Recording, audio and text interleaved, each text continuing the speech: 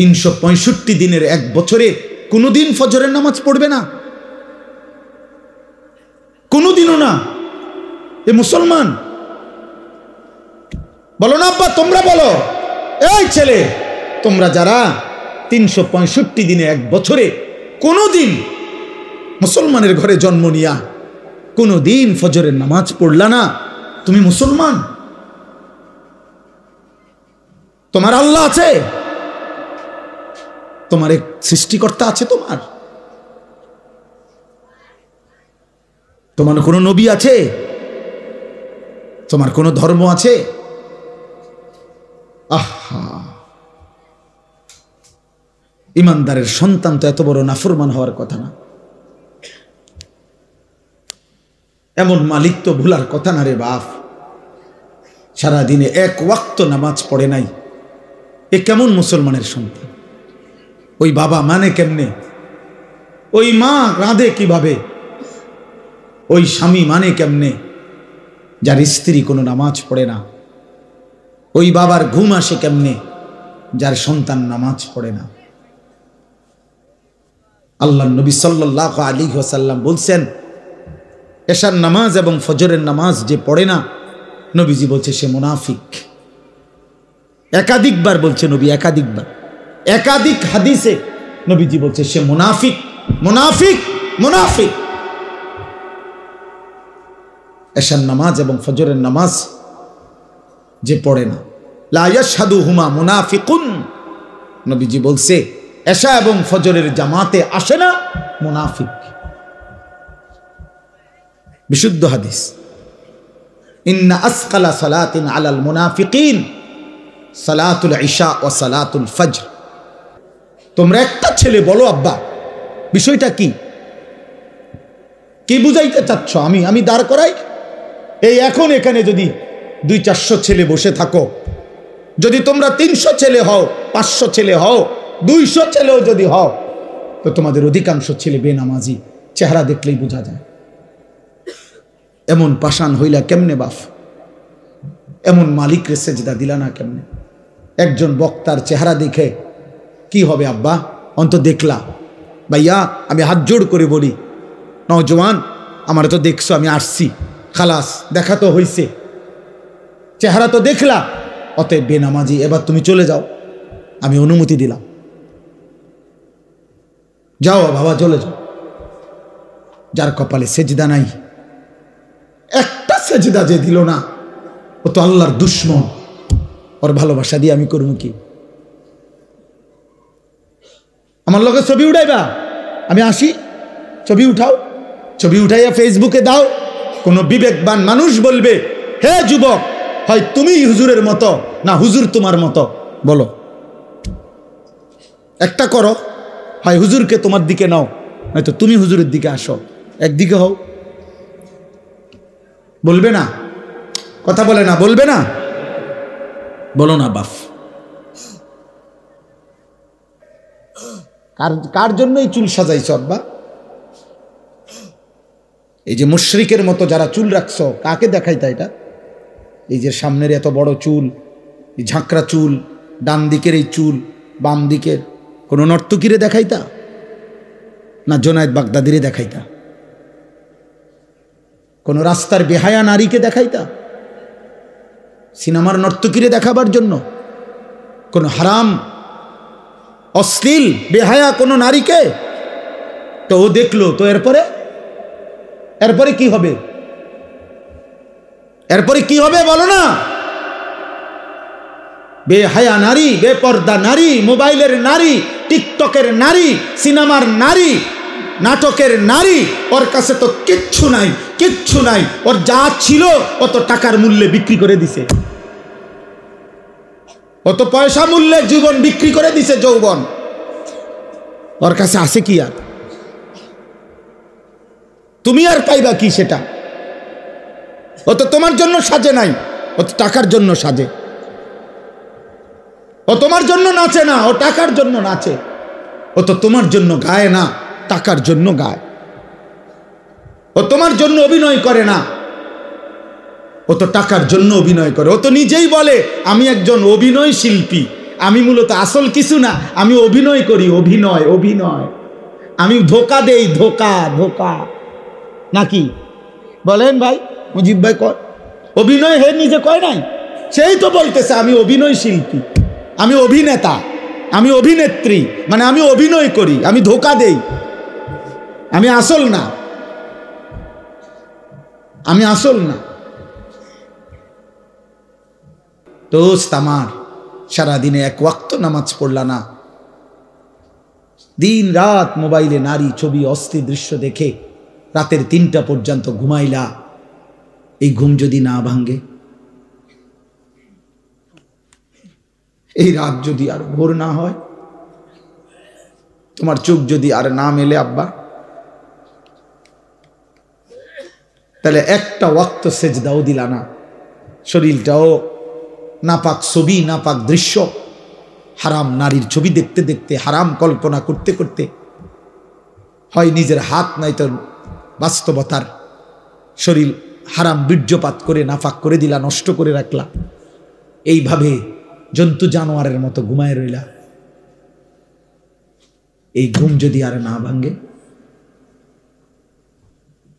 এই রাত যদি আর ভোর না হয়, এমন কি হইতে পারে না? তোমরা বেশি বাড়াবাড়ি করছো, নওজোয়ান বাড়াবাড়ি করছো।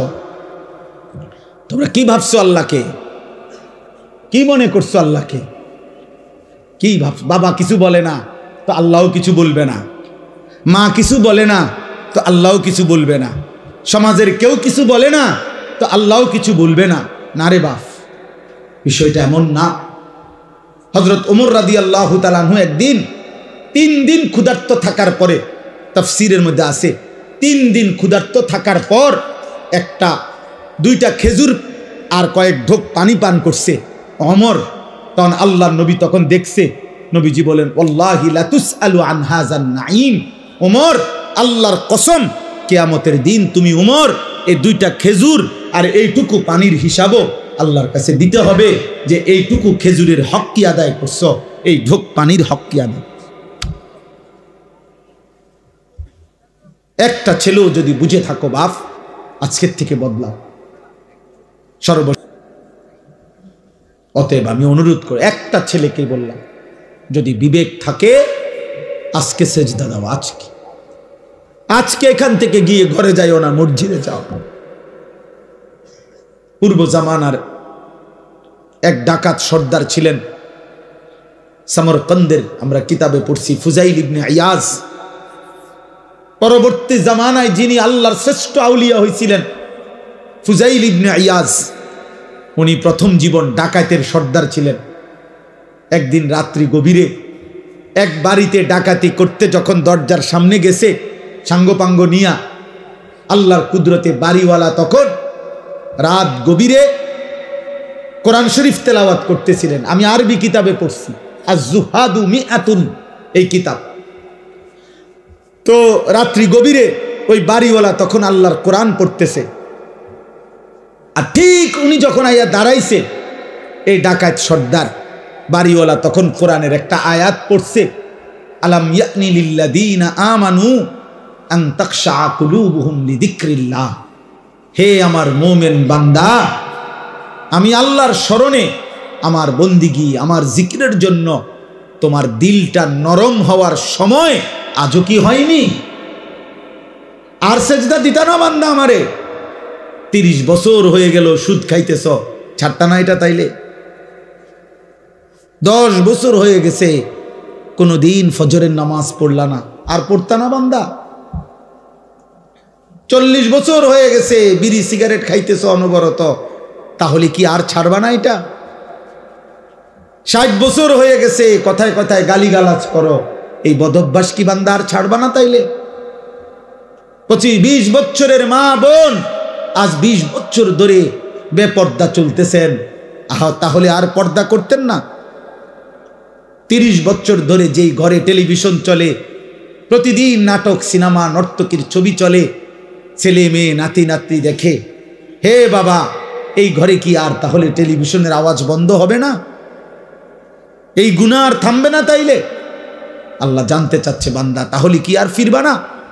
এ কথাইটা উনি শুনছে, শুই নাই কিতাবে লিখছে ফাওয়াকাফা, ফুজাইল থেমে গেছে, আর দরজায় হাত দেয় নাই, ভাঙ্গে নাই, ডাকাতি করতে বলে হাত দেয় নাই। ফাআদবারা, পিছনের দিকে চলে আসছে। আয়েশা দুই হাত তুলে একটা চিৎকার দিয়া, গভীর রাতে চিৎকার দিয়া বলছে, বালা ইয়া রব্বি কদ আনা, এই রব সময় হয়েছে মাওলা, সময় হয়েছে রে মাওলা, আমি ছেড়ে দিলাম না ফরমান, আমি ছেড়ে দিলাম, আমি করব না আর ডাকাতি। এরপরে উনি তওবা করে, রাত্রি গভীরে তওবা করে সেদিন থেকেই ভালো হয়ে গেছেন। পরে এই সামারকান্দ, রাশিয়ার একটা এলাকা, ওইখান থেকে হিজরত করে মক্কায় আল্লাহর ঘর কাবার পাশে, এরপরে বাকি হায়াত, মৃত্যু পর্যন্ত তিনি বাকি হায়াত কাটাইছেন। ফুজাইল ইবনে ইয়াদ সাইয়্যিদুল আউলিয়া, আউলিয়াদের সর্দার হইছেন। ওই জামানার খলিফা ছিলেন উনি, যখন মক্কায় ছিলেন, পরবর্তীতে আউলিয়া বুজুর্গ হইছেন এই ডাকাত সর্দার। তখন খলিফা ছিলেন মারওয়ান, মারওয়ান ইবনুল হাকাম। ওই কিতাবে লিখছে, পরবর্তীতে এই ডাকাত সর্দার যিনি আল্লাহর ওলি হইছেন, এই ডাকাত সর্দার ওলি যিনি হলেন, উনার কাছে একটু দোয়ার জন্য ওই জামানার এই ইসলামী খেলাফতের যিনি খলিফা ছিল মারওয়ান, সে আসতো উনার সাথে সাক্ষাৎ করতে। আর আয়েশা সর্বপ্রথম হযরতে ফুজাইলের দুইটা জুতা বুকের মধ্যে নিয়ে লাগাইয়া হযরত ফুজাইলের সামনে দাঁড়াইয়া বলতো, হযরত এই বাদশাহ মারওয়ান আপনার কাছে একটু দোয়ার জন্য আসছে। যিনি খলিফা, যিনি বাদশাহ। এজন্য প্রিয় ভাই, রহম করো, রহম করো, এমন সুন্দর জীবন নষ্ট করো না, এমন মালিক বইল না। আল্লাহ বলছে রব্বিল আলামিন, আমি গোটা জগৎ সমূহের প্রতিপালক, আমি রব, আমি শুধু সৃষ্টিকর্তা না, আমি শুধু বানাইয়া ছেড়ে দেই নাই, আমি লালন করি, পালন করি, আমি রব, আমি শুধু সৃষ্টিকর্তা না, আমি শুধু ছেড়ে দেই নাই। আমার আব্বা, তোমরা বলো তোমাদের মা 2 বছর দুধ পান করাইছে 16 বছর বয়সে, এই জন্য যে তোমরা 16 বছর বয়সে, 18 বছর বয়সে রাত দিন মোবাইলে উলঙ্গ ছবি দেখবা, নর্তকী দেখবা, নারী দেখবা, জিনার ব্যভিচারের দৃশ্য দেখবা, একটা সেজদা দিবা না, এক ওয়াক্ত নামাজ পড়বা না, আল্লাহকে একটা বারো ডাক দিবা না। এই তো ছিল তোমার মায়ের স্বপ্ন না? হায় হায় নাফরমান, করলি কি? মায়ের দুধের এত বড় বেইজ্জতি করলি, মায়ের দুধের এত বড় অপমান করলি নাফরমান।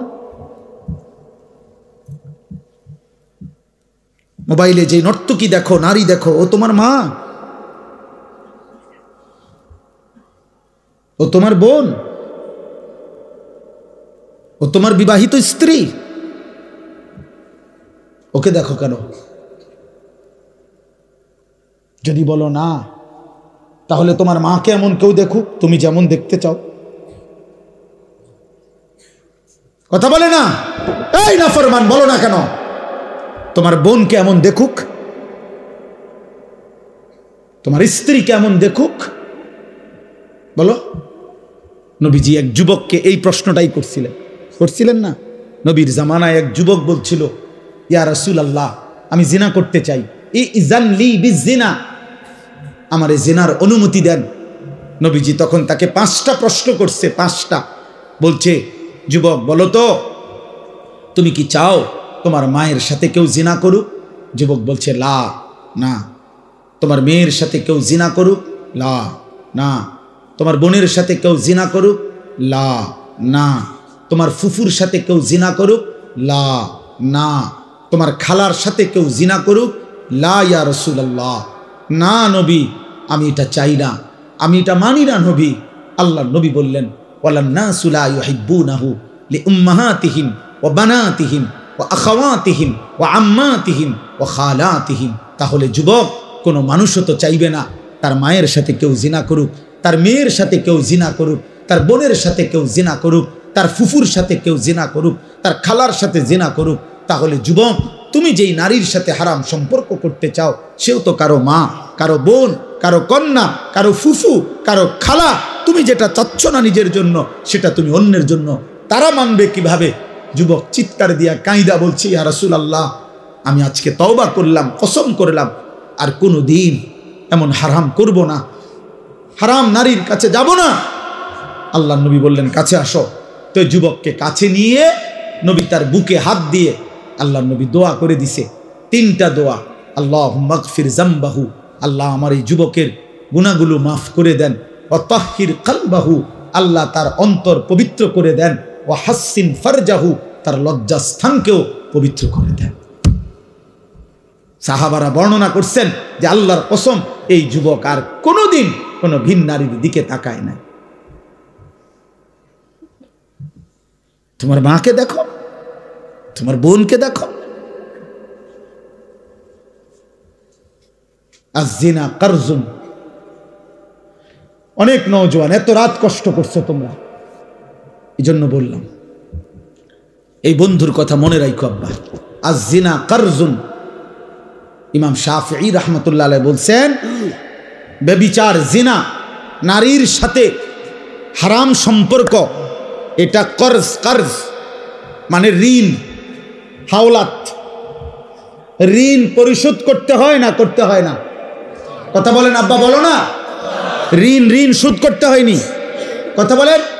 খোদার কসম, ইমাম শাফিঈ রাহমাতুল্লাহ আলাইহি জামানার শ্রেষ্ঠ মুজতাহিদ ছিলেন তিনি বলছেন এই নারীর সাথে হারাম যত সম্পর্ক যদি কেউ তওবা না করে আর আল্লাহ যদি মাফ না করে, খোদার কসম তিনি বলছে হে যুবক, তোমার পরিবারের কাউকে দিয়ে তা শোধ দিতে হবে। আয-যিনা কারজুন, শোধ দিতে হবে। শোধ তোমার মা শোধ দিবে, এটা তোমার বিবি শোধ দিবে, তোমার বোন শোধ দিবে, তোমার মেয়ে শোধ দিবে।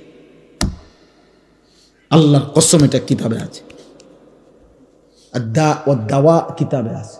ইমাম ইবনুল কাইয়িম আল জাওজি রাহমাতুল্লাহ আলাইহি লিখছেন আয-যিনা কারজুন। যদি তওবা না করো, তিনি বলছেন আল্লাহ যদি মাফ না করে, তোমার পরিবারের কাউকে দিয়ে তার শোধ দিতে হবে। ওয়েট, নাই তো ইনসাফ করেন, নাহলে একজন বাবা এখন প্রতিবাদ করেন, যদি কেউ সুদ নিয়া থাকেন, কিস্তি নিয়া ছেলেরে বিদেশ পাঠাইয়া থাকেন, তো আমনে এখন দাঁড়াইয়া প্রতিবাদ করেন যে আমি আল্লাহর জন্য পাঠাইছি, আখিরাতের জন্য পাঠাইছি সুদে।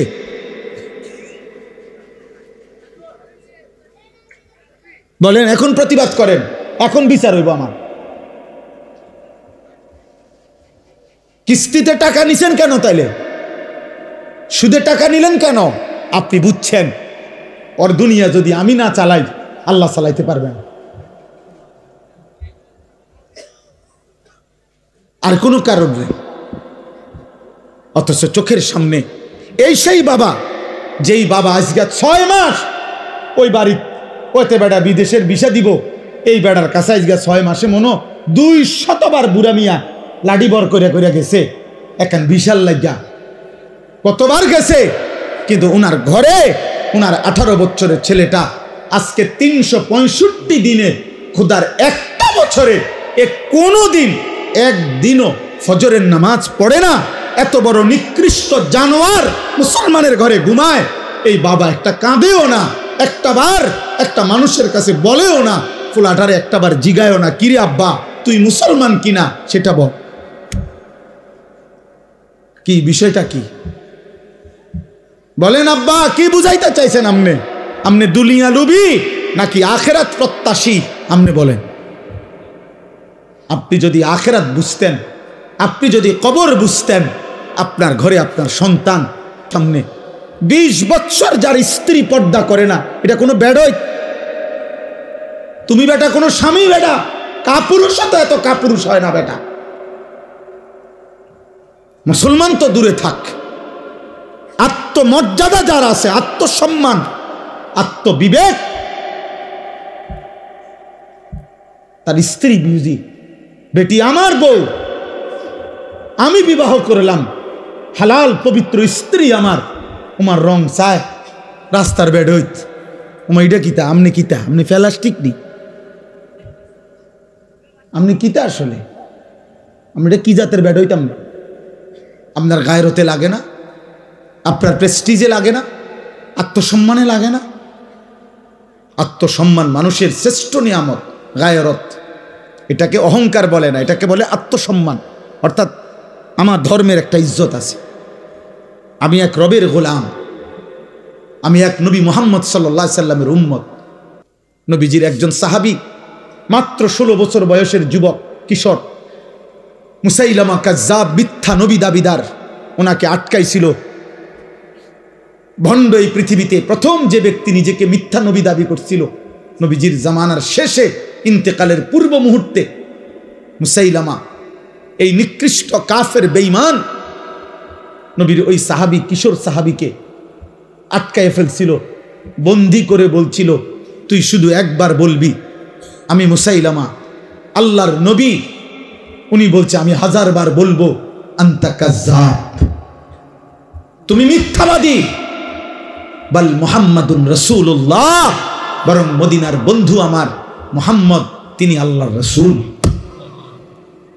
আমরা কিতাবে পড়ছি মুসাইলামা এই সাহাবী 16 বছরের এই বাবা শোনো 16 বছরের এই সাহাবীকে শরীরের একটা অংশ টুকরা টুকরা করে কাটছে হাত নাক চোখ কান জিহ্বাটা কাইটা সারাটা শরীর কাইটা খোদার কসম আমি উর্দু কিতাবে পড়ছি এভাবে গোশতের টুকরা যেভাবে পিস পিস করে এরকম গোশতের টুকরার পিস পিস করে এরপরে ছিন্ন ভিন্ন করে ছিটাইয়া ফেলে দিছে ওনাকে শহীদ করে দিছে আল্লাহর কসম এই খবর যেদিন মদিনায় ওনার মার কাছে আসছে মা উম্মে আম্মারা ওই মাও মহিলা সাহাবী ছিলেন হাবিব ইবনে জায়েদের মা উম্মে আম্মারা এই মহিলা ওনার কাছে আইসা সাহাবীরা অন্যরা বলছে মা তোমার সন্তান হাবিব ওরে মুসাইলামা ভণ্ড বেঈমান হত্যা করছে শহীদ করছে তোমার সন্তানের একটা টুকরা শরীর পিস পিস করে ফেলছে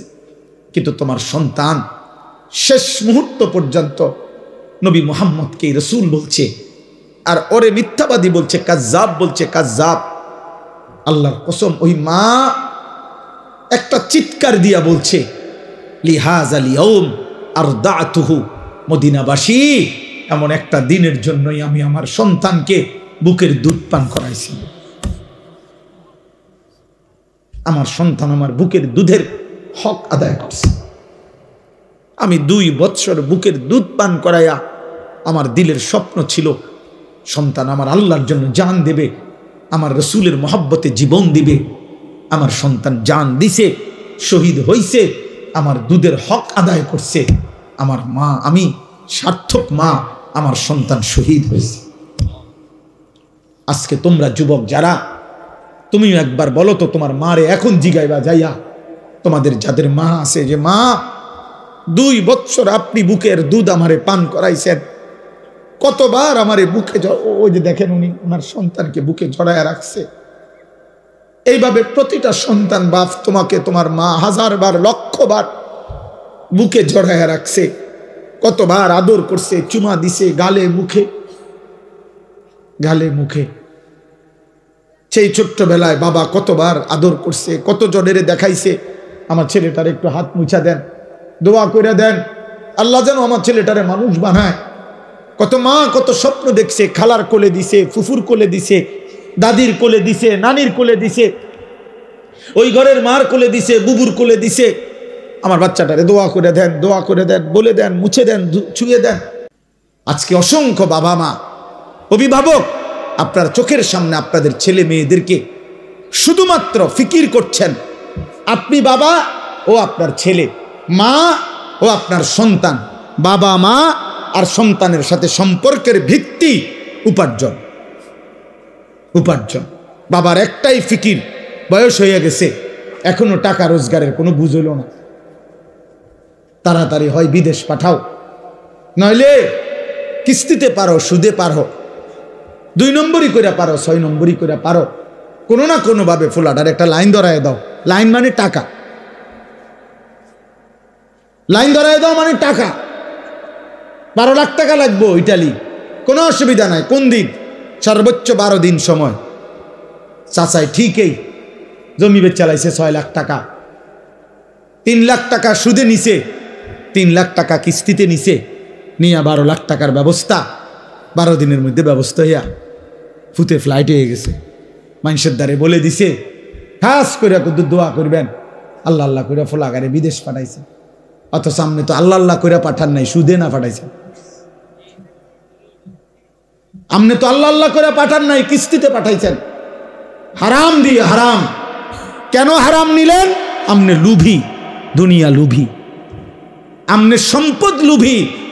আমনের ফুতে বুঝছেন, আমনও বুঝছেন না আর কি। আমনের কলজার ভিতরে হইল ছেলে আমার টাকা উপার্জনের মেশিন, ওরে দিয়া আমি যদি টাকা রোজগার করতে পারি তাহলে বিল্ডিং করতে পারবো, জমি কিনতে পারবো, দুনিয়া ভোগ করতে পারবো।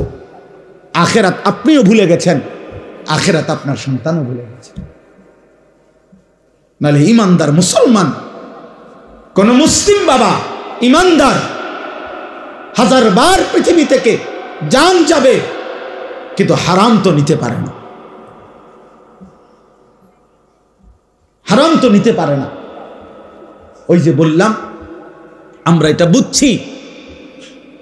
বুঝছি যে সন্তানের টাকা পয়সা, সন্তানের কামাই রোজগারির ব্যবস্থা করা এটা আমি বাবার একক দায়িত্ব।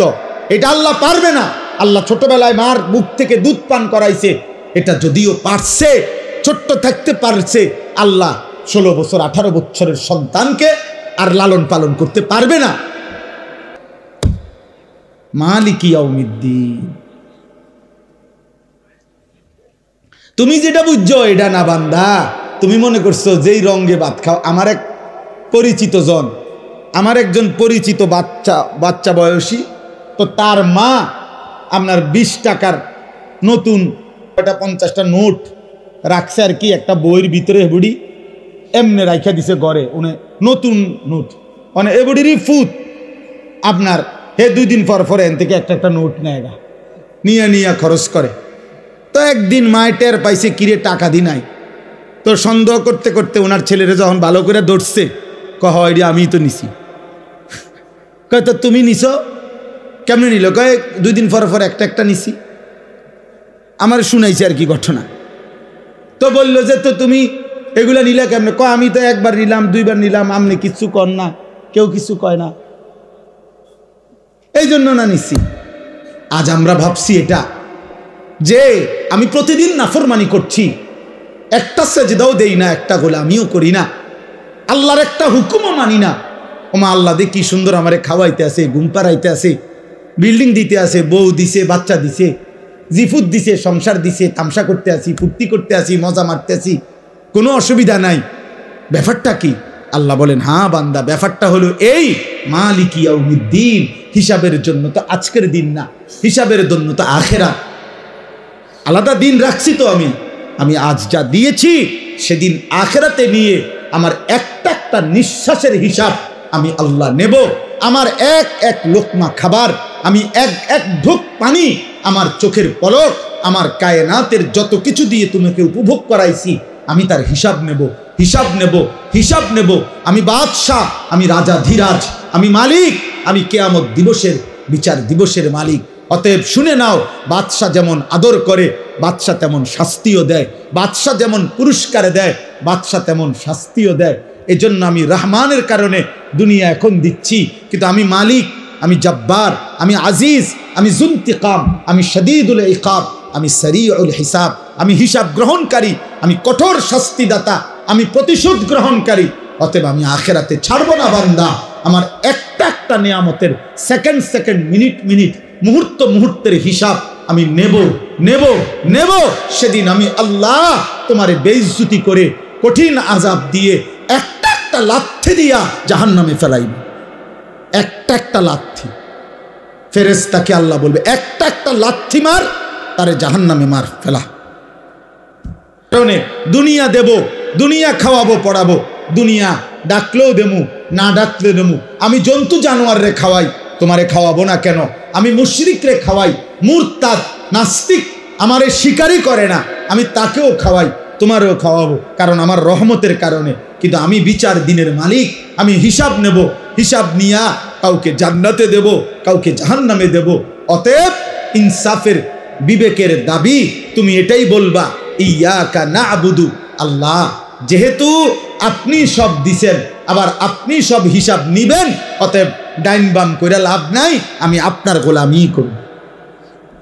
বাবুরে, আমার দরকার নাই এলোমেলো করণের, কারণ আমি যেহেতু বুঝছি এটা আপনি আমারে আবার হিসাব নিবেন, তাইলে কাজেই আমি অন্য দিকে যে লাভ নাই, আমি আপনার ইবাদতই করব। তবে ওয়া ইয়াকা নাস্তাইন, আমি না মাওলা, আমি দুর্বল, আমি ছোটখাটো মানুষ আল্লাহ, আমি আপনার একজন আদনা বান্দা, আপনি আমারে একটু সাহায্য কইরেন, আমি আপনার সাহায্য চাই, সাহায্য প্রার্থনা করি। এই কথা বলছে, আল্লাহ শিখাইছে বান্দা এভাবে বলো। আর আল্লাহ ওয়াদা দিছে, ওয়ালি আবদি মা সাআলা, সূরা ফাতিহার তাফসীরের মধ্যে আছে, আল্লাহ বারবার বলে, বান্দা তুমি যা চাইবে সূরা ফাতিহার মধ্যে দিল থেকে চাইলে আমি তাই তোমাকে দেব, তাই দেব। অতএব দয়া করে, রাত গভীরে কষ্ট করছেন প্রিয় নওজোয়ান, মায়ের হক আদায় করো, রবের হক আদায় করো। আলহামদুলিল্লাহি রাব্বিল আলামিন। আল্লাহ বলছে, বান্দা সমস্ত প্রশংসা আমি আল্লাহর জন্য। চারিদিকের যত আয়োজন, সৃষ্টির যত আয়োজন, যেখানে যা, যেখানে যত সুন্দর, যেখানে যত হাসি, যেখানে যত মায়া, যেখানে যত ভালোবাসা, যেখানে যত রূপ, যেখানে সুন্দর, সবই আমার, সবই আমার। ফুল হাসে আমি দিয়েছি, পাখি হাসে আমি দিয়েছি, গাছ সুন্দর আমি দিয়েছি, হ্যাঁ স্ত্রী সুন্দর আমি দিয়েছি, ছোট্ট সন্তান সুন্দর আমি দিয়েছি, চোখের সুন্দর আমি দিয়েছি, হাতের সুন্দর আমি দিয়েছি। গোটা কায়নাত বান্দা আমি আল্লাহ নিজ হাতে, ইন্না জাআলনা মা আলাল আরদি জিনাতাল লাহা, জমিনের সব কিছু আল্লাহ বলে, বান্দা আমি সৌন্দর্যময় করে আমি বানাইছি, আমি বানিয়েছি, আমি সাজিয়েছি।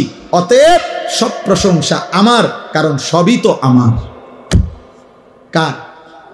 আল্লাহ। আল্লাহ, তুমি আমাকে ডাকো না কেন? চারিদিকের যত আয়োজন সব তো আমার, তা আমার কথা মনে পড়ে না? একবারও বলবা না তুমি আলহামদুলিল্লাহ? এমন সুন্দর খাবার খাইয়া শেষ করলা, একটা বারও জবানে বললা না আলহামদুলিল্লাহ? 6 ঘন্টা ঘুম থেকে জেগে উঠলা, একবারও বললা না আলহামদুলিল্লাহ? হ্যাঁ, একবার যদি 10 মিনিট পেশাব বন্ধ হয়ে যায়, পায়খানা বন্ধ হয়ে যায়, কি হবে বান্দা তোমার? হার্টের সার্কুলেশন যদি বন্ধ হয়ে যায়, কি হবে বান্দা তোমার? রক্তের শিরা উপশিরায় চলমান ধারা যদি বন্ধ হয়ে যায়, কি হবে তোমার? আমার ড্রাইভার, তার ছোট্ট বাচ্চা মেয়ে হয়েছে নতুন, আজকে 1.5 মাসের মতো, সামান্য বলতেছে হার্টে সামান্য একটু সমস্যা। আজকে 1.5 মাস ধরে হসপিটালে, জন্মের পর থেকে বেচারা 1-2 দিন গাড়ি চালায়, আবার অন্য আমার আরেক ড্রাইভার ভাই চালায়, আবার আসে আবার যায়। তাইলে এই সামান্য একটু স্বাভাবিকতার এলোমেলো হলে তামাম দুনিয়া দিয়েও তো কুলাইতারতা না। আল্লাহ ভালো না রাখলে, আল্লাহ সুস্থ না রাখলে, আগামীকালকের ভোর যদি না ওঠে, বরং রব বলে কাকে? তাফসীরের মধ্যে আছে, তাবলীগুশ শাইই ইলা কামালিহি শাইআন ফাশাইআন, অনস্তিত্ব থেকে কোনো জিনিসকে অস্তিত্বে এনে প্রতি সেকেন্ড, প্রতি মুহূর্তে পূর্ণতার শেষ পর্যন্ত, চূড়ান্ত পর্যায় পর্যন্ত যিনি তার সকল প্রয়োজন সব অবস্থায়, সে বলুক বা না বলুক, জানুক বা না জানুক, যিনি তার সব প্রয়োজন প্রতি সেকেন্ডে পূরণ করছেন, তাকে বলে রব। আর এটা শুধুই আল্লাহ। আমরা এই পৃথিবীতে ছিলাম না, আমাদেরকে এই পৃথিবীর অস্তিত্বে এনেছেন কে? আনার পরে আল্লাহ আমাদের লালন পালনের দায়িত্ব নিছেন কোন বছর থেকে? 4 বছর বয়স থেকে। কথা বলে না? আবার দায়িত্ব ছেড়ে দিবেন কোন বছর? 40 বছর পর না, প্রথম অস্তিত্বের প্রথম সেকেন্ড, সেদিনও তিনি রব। আমার মৃত্যুর শেষ সেকেন্ড, সেদিনও তিনি আমার রব। আল্লাহ বলে, বান্দা তুমি বলো কিংবা না বলো, তোমার বাপ অভিমান করতে পারে, তোমার মা কখনো রাগ করতে পারে, আমি মালিক তোমারে ছেড়ে দেব না। তোমার যা দরকার তুমি আমারে ডাকো বা না ডাকো, সেজদা দাও বা না দাও, ঈমান আনো আর কুফরি করো, গোলামি করো আর নাফরমানি করো, আমি তোমাকে দিয়েই যাব, আমি তোমাকে খাওয়াইয়েই যাব, আমি তোমাকে পান করাইয়াই যাব। আমার আসমান থাকবে, আমার জমিন থাকবে, আমার সূর্য উঠবে, আমার চাঁদ উঠবে, আমার রোদ আসবে, আমার বৃষ্টি আসবে, আমার রাত আসবে, আমার দিন আসবে, আমার সৃষ্টি জগৎ, আমি খাবারের ব্যবস্থা করব, আমি রিজিকের ব্যবস্থা করব, আমি সব ইন্তজাম করে আমি না রব, আমি তোমারে রাখবো, লালন করব, পালন করব। কেন? আর রহমানির রাহিম, আমি ভীষণ দয়ালু। যারে আমি বানাইছি তারে আমি ভেঙে দেই কেমনে, যারে আমি বানাইছি তারে আমি ধ্বংস করি কেমনে, যারে আমি বানাইছি তারে আমি আসার দেব কেমনে, যারে আমি বানাইছি তারে আমি ছুঁড়ে ফেলে দিব কেমনে। আমি না রহমান, আমি না রাহিম, আমি না ভীষণ দয়ালু, আমি না দয়াবান? হ্যাঁ, এই জন্য আমি দুনিয়া তো দেব, খাওয়াবো, পড়াবো, দুনিয়া সংসার সব প্রয়োজন পূরণ করব। তবে বান্দা মনে রেখো শুধু একটা কথা, আমি কিন্তু আজ দুনিয়ায় যা দিচ্ছি আগামী দিন আখেরাতে তা হিসাব নেব। ওই ছেলে, এই বেটা, মোবাইল ওলা ছেলে, সরো এখান থেকে, যাও এখান থেকে বেটা।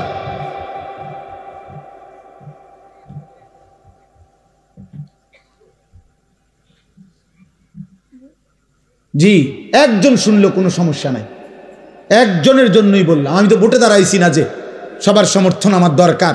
আপনাদের প্রত্যেকের একটি ভোট আমার খারাইয়া মতেন আর বইয়া মতেন এটা দেখার বিষয় না, আমার ভোট দরকার না। না, আমি ভোটের জন্য আসি নাই, আল্লাহর কথা বলতে আসছি, আখিরাতের জন্য আসছি।